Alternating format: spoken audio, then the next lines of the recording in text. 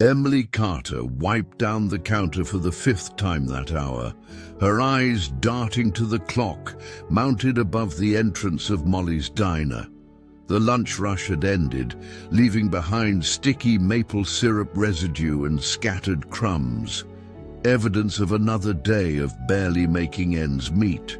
Her tip jar sat half empty, a painful reminder that rent was due in 3 days. The bell above the door chimed softly. Emily looked up to see an elderly man hesitating at the threshold, his weathered face creased with lines that spoke of years. "You gone by?" He moved with the careful precision of someone whose body carried invisible wounds, his faded navy cap pulled low over silver hair. Walter Briggs shuffled toward the counter, his eyes scanning the menu board. His hands, spotted with age but steady as stone, reached into his pocket, retrieving a small collection of coins. One by one, he placed them on the counter, arranging them in neat rows as he counted silently. "Coffee and whatever soup you've got today," he said, his voice quiet but carrying the unmistakable strength of a man who had once commanded respect. "If that's enough." Emily glanced at the coins. It wasn't enough, not even close, but something in Walter's dignified posture, the way he stood straight despite the weight of years, touched something deep inside her. "Actually," she said, reaching, "for a menu, we have a special today, coffee, soup, and a sandwich for veterans." The lie came easily, wrapped in a genuine smile. On the house, Walter's eyes, sharp despite his age, studied her face. "I don't take charity, miss." "It's not charity," Emily replied, already pouring his coffee. "It's respect."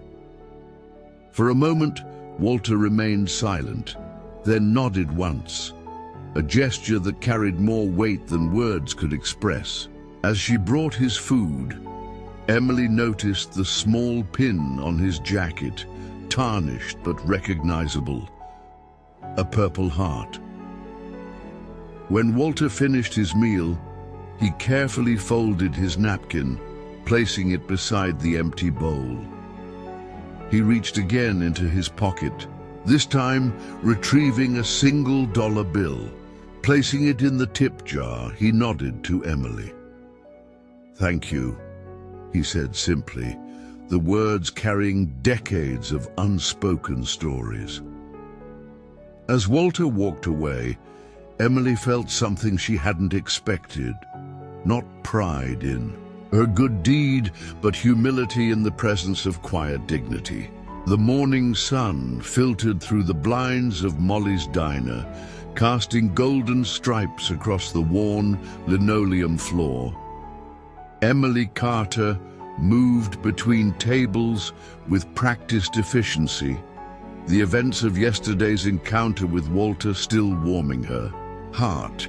Sometimes kindness was its own reward. The bell above the door jangled harshly. Emily glanced up to see Carl Dawson, the diner's owner, marching in with storm clouds gathering on his face. His eyes locked onto Emily like a missile finding its target. "A word," he snapped, his voice cutting through the gentle murmur of breakfast conversation.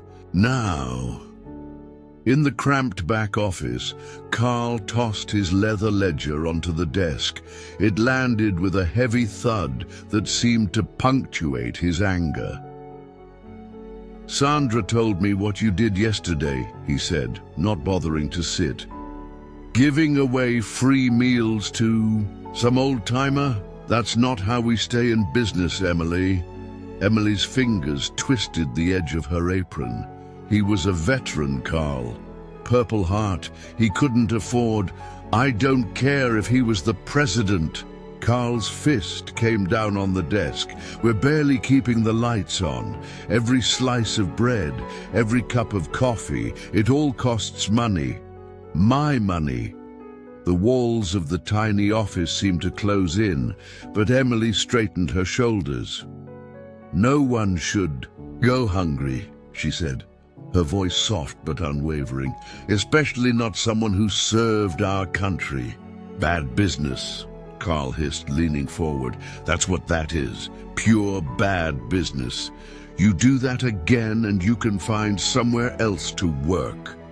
The door swung open as Emily returned to the floor, Carl's words echoing behind her like thunder. The diner had gone eerily quiet. They'd heard everything.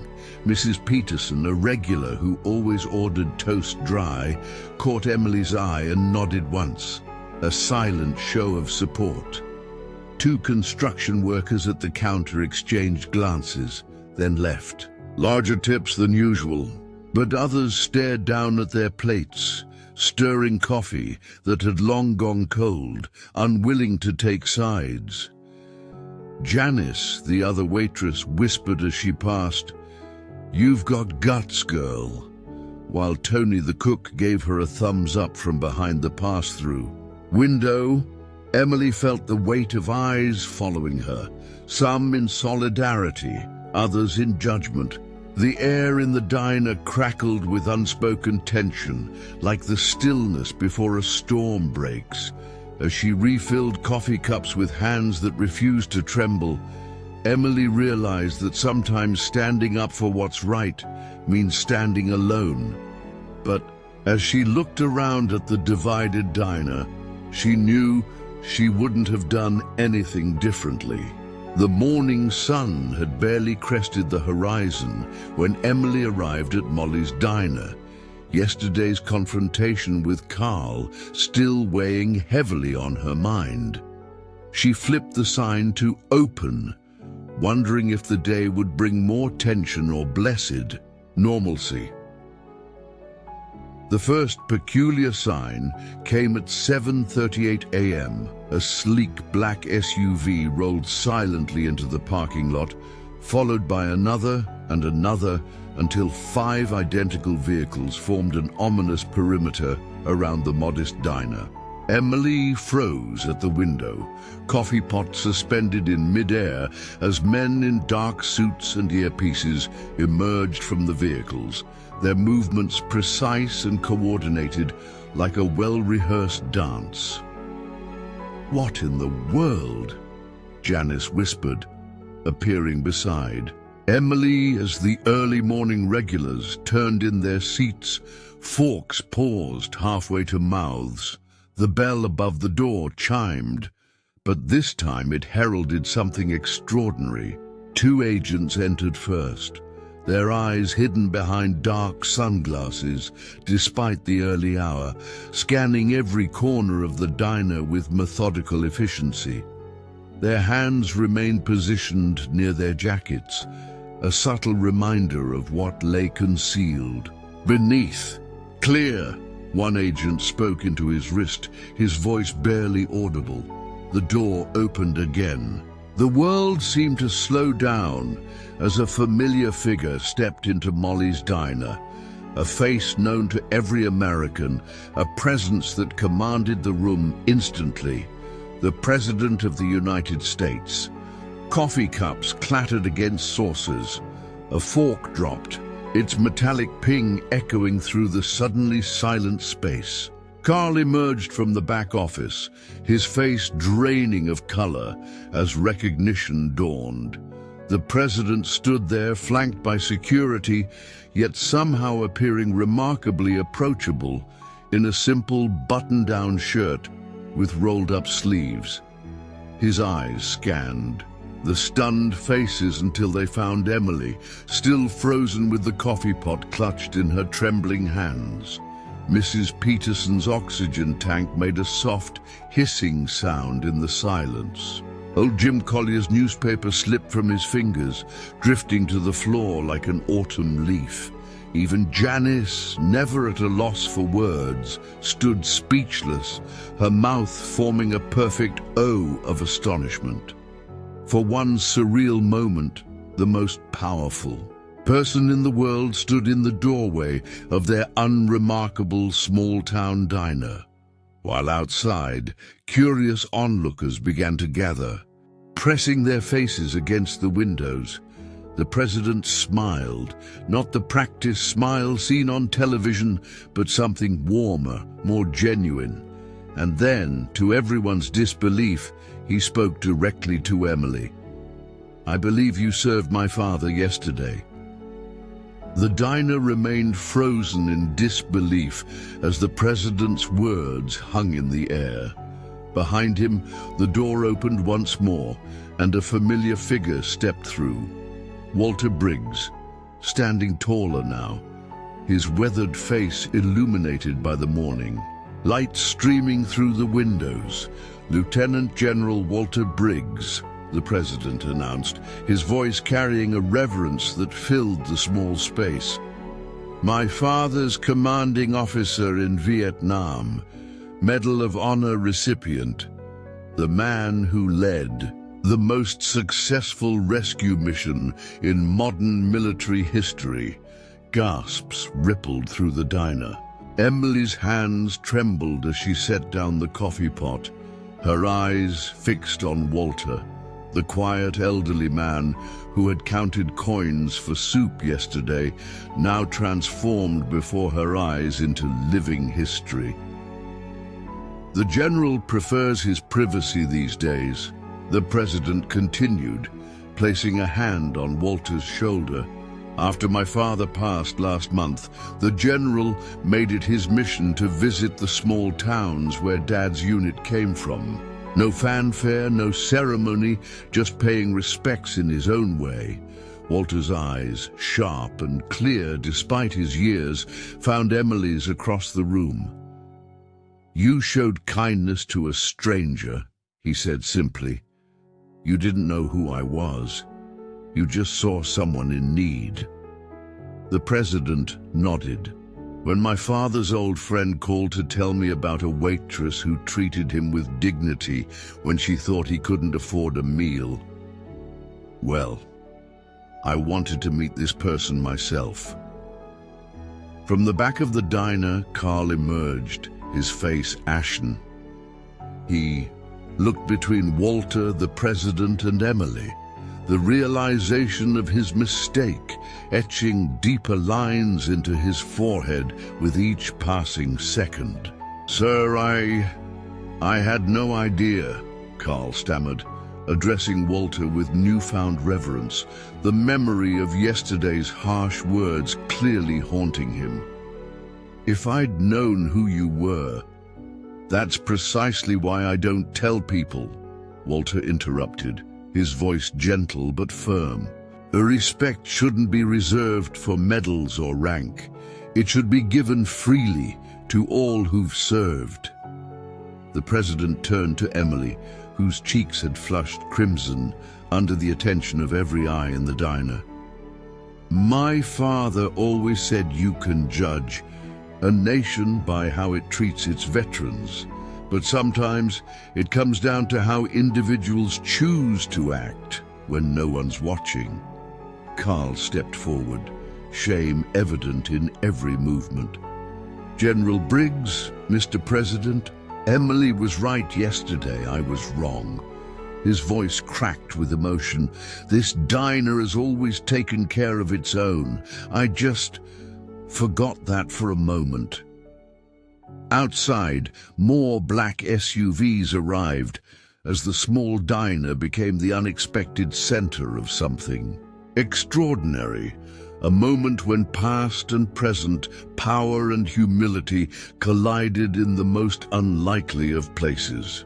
Time seemed suspended in the small diner as the president's gaze swept across the room, landing once more on Emily.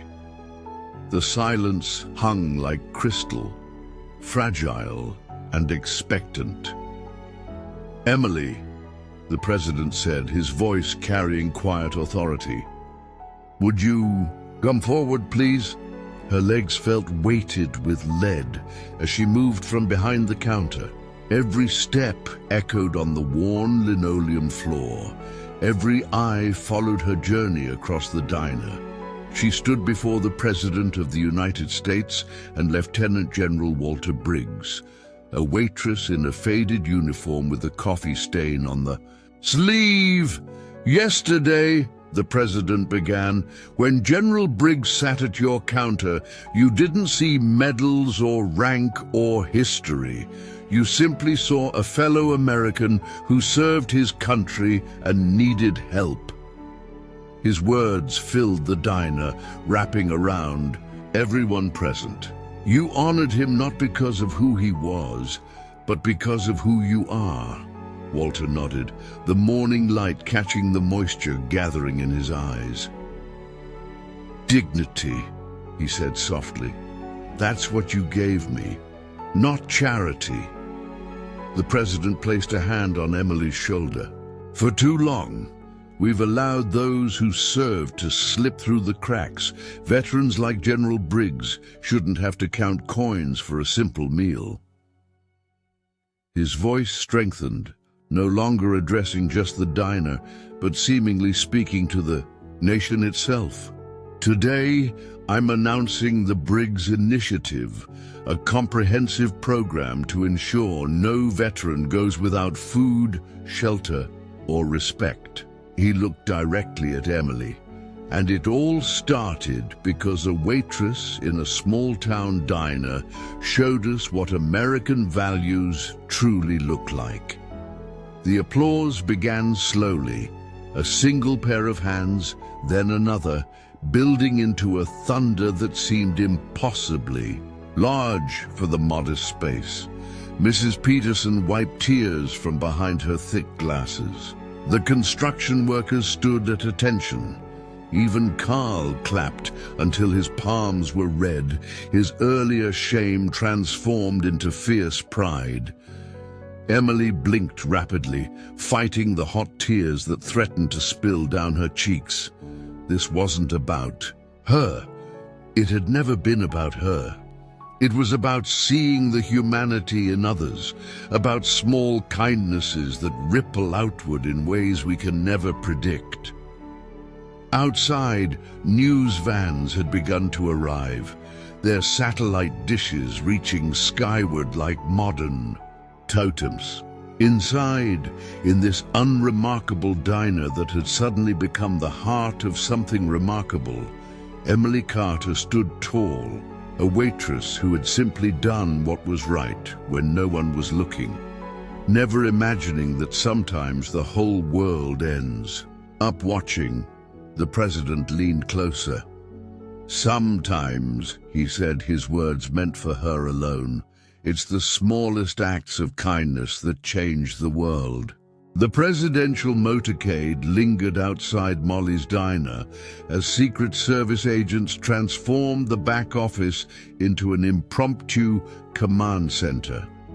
Through the hustle, Walter Briggs sat quietly at the counter, the same spot where yesterday he had carefully counted coins for a simple meal.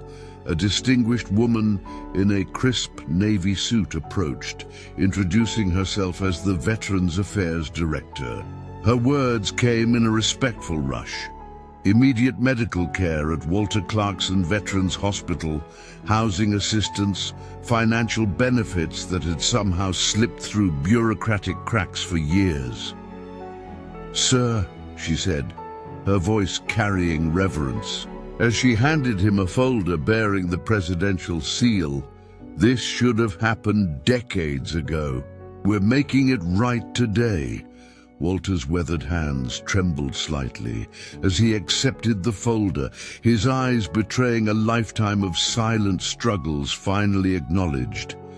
The diner had emptied of regular customers, replaced by officials and staff. But Emily remained, watching from a few feet away. "Miss Carter," Walter called softly, gesturing for her to join him.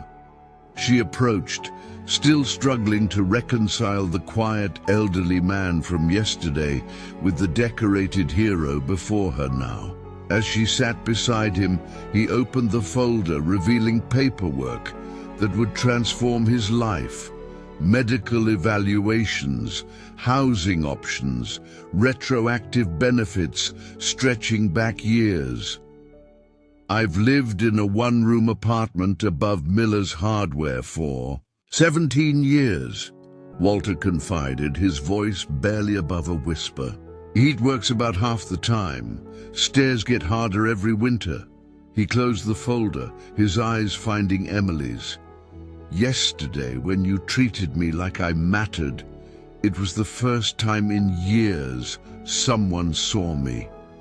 Emily's voice caught in her throat. As Walter continued, after Nam, they pinned medals on my chest, shook my hand and sent me home. But home wasn't there anymore. The pain of decades flickered across his face.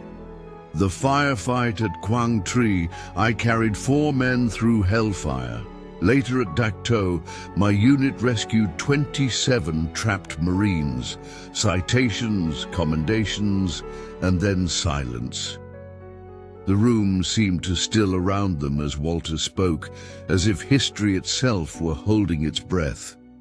For years, I wondered if any of it mattered anymore. Then yesterday, a waitress refused to let an old man go hungry. Walter's eyes glistened with unshed tears. One small kindness reminded me that I still have a place in this world. Outside, camera flashes illuminated the diner, windows like lightning.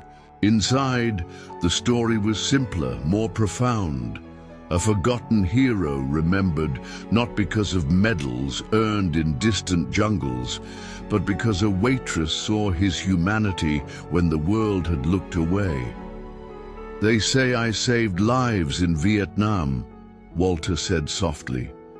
But yesterday, young lady, you saved mine. The last presidential motorcade pulled away from Molly's diner just as dusk painted the sky in watercolor hues of amber and violet. Inside, the staff stood in stunned silence, the events of the day feeling more like a collective dream than reality. The air still hummed with the electricity of what had transpired beneath the diner's humble roof. Carl Dawson stood by the window, watching the final black SUV disappear around the corner. His face had undergone a transformation more profound than the mere passage of hours could explain. The hard lines of business pragmatism had softened, replaced by something that looked remarkably like purpose. "Emily," he called, his voice carrying a weight she'd never heard before. "Everyone gather round." The small staff assembled. Emily, Janice, Tony from the kitchen, and young Miguel, who bussed tables on weekends. Carl cleared his throat, his fingers nervously adjusting his collar. "Today I saw something I can't unsee," he began, eyes moving from face to face. "A hero was sitting right here, counting pennies for soup, and his voice faltered momentarily, "I called it bad business to feed him." The fluorescent lights hummed overhead as Carl walked to the counter, picking up a framed photo of his father, a man in uniform from another era. "Starting tomorrow, any veteran who walks through that door eats free. No questions asked." His declaration rang through the empty diner. "We'll figure out the finances somehow." By morning, word had spread through town like wildfire. Local businesses began calling. The hardware store offered to cover a month of free veteran meals. The pharmacy pledged support. The auto shop promised to match donations. The town that had always driven past Molly's diner was suddenly driving toward it. 3 days later, a news van parked outside. A week after that, a national morning show broadcast live from the diner's parking lot. Letters began arriving from across the country, some containing checks, others sharing stories of veterans who had been forgotten. The back wall of the diner transformed into a memorial of sorts. Photographs of local veterans pinned carefully, their stories preserved. What had been a struggling small-town eatery became a sanctuary, a place where service was honored not just with words, but with action. Emily watched as Carl greeted each veteran by name, learning their stories, their struggles, their triumphs. The man who had once counted every slice of bread now counted the lives they touched. "It's not charity," Carl would say, echoing Emily's words from that fateful day. "It's respect." Outside, a new sign hung proudly. "Molly's Diner, we're heroes. Eat free." Inside, a community discovered that sometimes the biggest transformations begin with the smallest acts of kindness. A waitress who refused to let a hero go hungry, and a town that finally learned to see the heroes walking among them. 3 weeks after the president's visit, Molly's Diner had settled into a new normal. Veterans filled the booths each morning, their laughter and stories bringing life to walls that had stood silent witness to decades of small-town moments.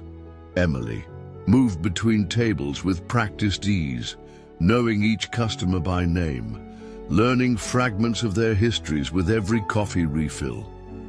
The bell above the door chimed softly. Emily glanced up, expecting another familiar face, but instead saw a woman in a tailored suit, carrying a leather portfolio. Her posture spoke of purpose, her eyes scanning the diner until they found Emily. "Miss Carter." The woman approached with an extended hand. "Rebecca Winters, White House Office of Veterans Affairs. Do you have a moment?" Time seemed to slow as they sat in a corner booth, the bustling diner fading to background noise. Rebecca placed a sealed envelope bearing the presidential seal on the table between them.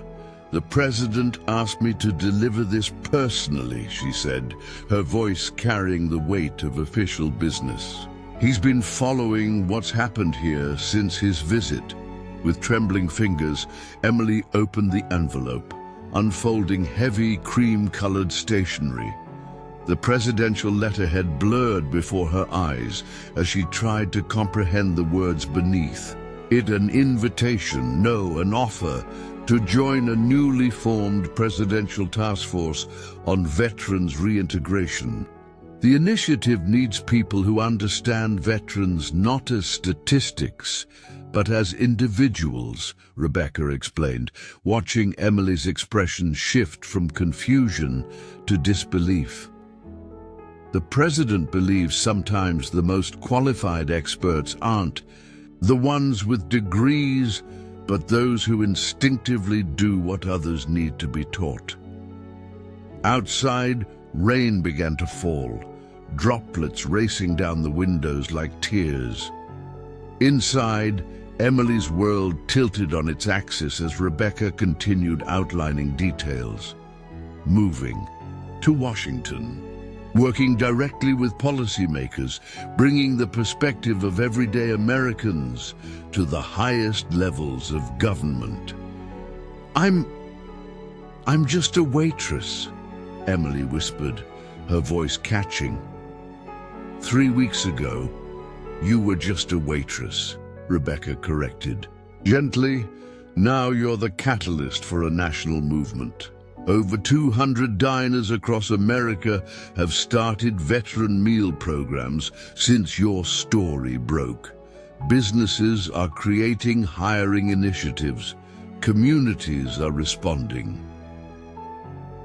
Emily's gaze drifted to Walter, now a regular at the counter, mentoring younger veterans with quiet dignity, to Carl, who greeted each uniformed customer like family, to the wall of photographs that grew daily. "One small act," Rebecca said, following Emily's gaze, "can create ripples that become waves." The diner continued its morning rhythm around them, unaware that at this unremarkable table, in this once unremarkable town, a waitress who had simply offered a meal to a hungry veteran was being offered the chance to help rebuild a broken system. "Sometimes," Emily said softly, finding her voice at last, "all it takes is seeing someone when the rest of the world has looked away." The afternoon sun cast long shadows across Molly's diner as Emily packed the few belongings from her locker: a chipped coffee mug, a dog-eared novel, a spare apron folded neatly. Tomorrow she would board a plane to Washington, D.C., trading order, pads for policy briefs, leaving behind the only life she had ever known. The diner had closed early for her farewell gathering. Carl had insisted, hanging a hand-painted sign on the door: "Closed for private event, honoring our hero." The irony wasn't lost on Emily that just weeks ago he had been ready to fire her for a free bowl of soup. The bell above the door chimed softly. Emily turned to see Walter Briggs standing in the entrance, his posture straighter now, his eyes clearer, the benefits of proper medical care and a renewed sense of purpose evident in every movement. "I was hoping to catch you alone," Walter said, his voice carrying the quiet authority that had once commanded men in battle. Before the others arrive, they sat at the counter, just as they had that first day, the late afternoon light streaming through the blinds, painting stripes of gold across the worn surface. "Washington's a big change from pouring coffee," Walter said, his weathered hands folded before him. "But then again, you never were just pouring coffee, were you?" Emily smiled, the weight of the coming transition sitting heavy on her shoulders. "I'm terrified," she admitted. "What do I know about government task forces or policy?" Walter nodded, understanding in his eyes. "When they pinned the Medal of Honor on me, I felt the same way. Unworthy, unprepared." He reached into his pocket, retrieving something small that caught the light. But sometimes the most important qualification is simply the courage to care when others don't. He held out his hand, uncurling his fingers to reveal a small pin, a 5-pointed star hanging from a light blue ribbon adorned with 13 white stars. The Medal of Honor miniature, the one he wore daily on his lapel. "Walter, I can't—" "This medal," he interrupted gently, "represents extraordinary heroism, intrepidity at the risk of one's life, going above and beyond." His eyes held hers steadily. Sounds a lot like a waitress who stood up to her boss to feed a stranger. With trembling fingers, Emily accepted the pin, its weight insignificant in her palm, yet somehow heavier than anything she had ever held. "The medal isn't the courage," Walter said softly. "It's just recognition of what was already there." He placed his hand over hers, closing her fingers around the pin. "You have everything you need already inside you." Outside, cars began filling the parking lot, staff, regulars, veterans, neighbors, all coming to celebrate the waitress who had reminded an entire town and then a nation that sometimes the greatest heroes are found in the smallest acts of kindness. "One meal," Emily whispered, looking down at the pin in her hand. "Who would have thought?" Walter smiled, the afternoon light catching the moisture in his eyes. "One meal," he agreed. "One moment. One choice to see someone when the rest of the world had looked away. Years later, as Emily stood before a crowd of veterans receiving homes, healthcare, and hope, she often touched the Medal of Honor pin she wore every day, a reminder that the extraordinary often begins with the ordinary. That morning in Molly's diner wasn't just about coffee and soup. It was about seeing the humanity in a stranger when the world had turned away. It was about courage that doesn't require battlefields, just the willingness to stand up when it would be easier to look down. The ripples of that single act, a waitress who refused to let a hero go hungry, transformed not just one life, but thousands. A diner became a sanctuary. A community rediscovered its heart. A nation remembered its promise to those who served.